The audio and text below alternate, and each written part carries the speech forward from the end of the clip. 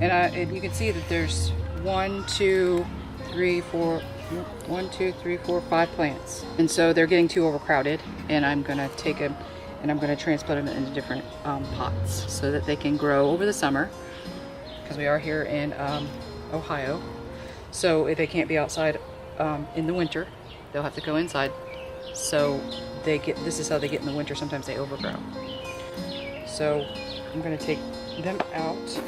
You have to be very careful. You want to basically dig with your fingers down beside the plant, broken off like this, in order to use it for burns. Try to be as careful as possible, and going and taking both fingers on each side of the plant and gently pulling. It's wanting to be stubborn.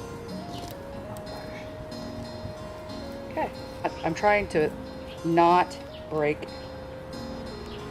as much, only a little bit of the root as possible. So here I've gotten one plant out.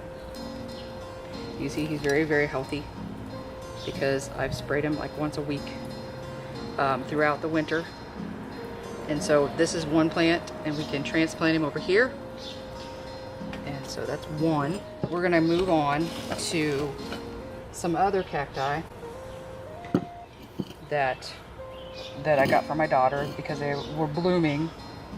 One's a real cactus and another one is a type of succulent. And then one had, as you can see, died because it got too overgrown, too many people in here. So I'm gonna take this little dead guy out. So he's pretty much dead. So I have a new planter that I want to do, and I think I just want to put one of these in it. Maybe, well, I think two. I think two smaller pieces here we're going to put into this one and hang it outside and let them grow big during the summer.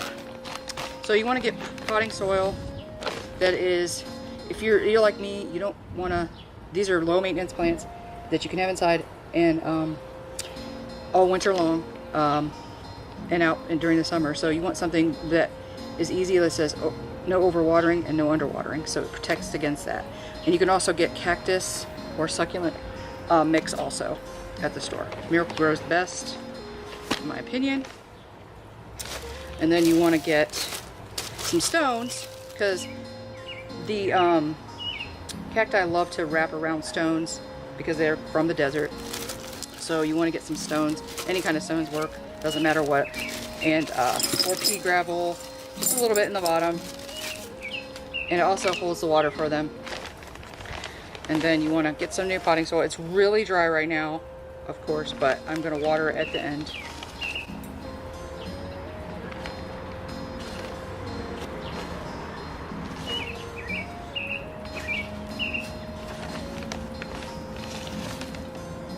So now I'm going to take this little guy out, and he's really dry. I've tried to keep these guys wet as possible.